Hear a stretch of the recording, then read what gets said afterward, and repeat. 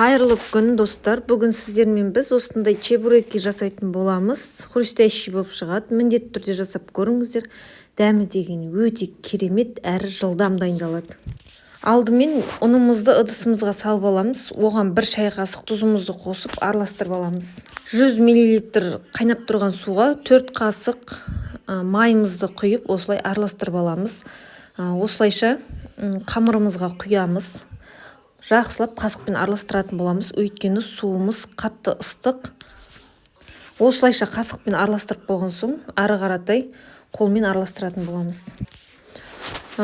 Егер ұныңыз аз болып қалса, шамалап жаймендеп салып отырып, осылай жұмсақ етіп қамыр илейтін боламыз. Дайын болған қамырымызды 10 минутқа тындырып қоятын боламыз. Қамырымыз осылай дайын болам дегенше, ішіндегі салмасын дайындап қоятын боламыз.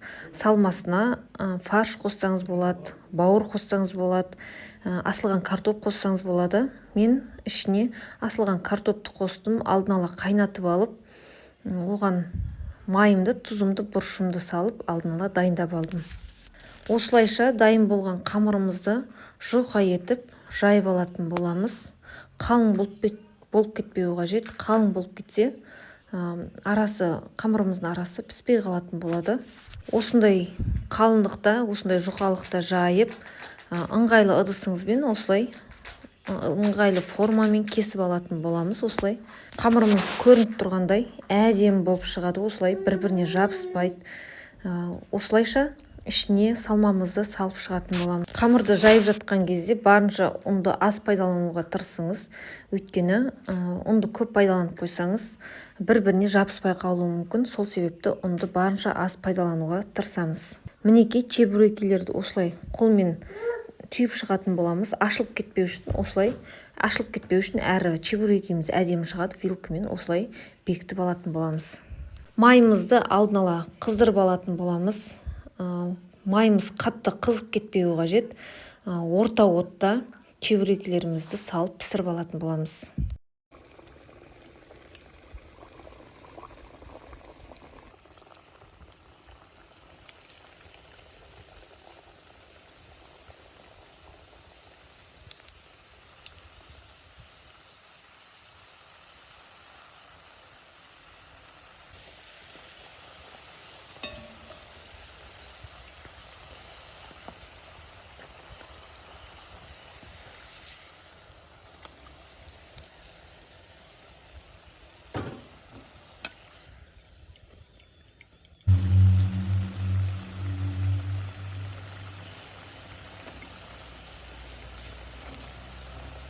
Мінекей чебурекилеріміз дайын, дәмі өте керемет болып шығады. Міндетті түрде жасап көріңіздер.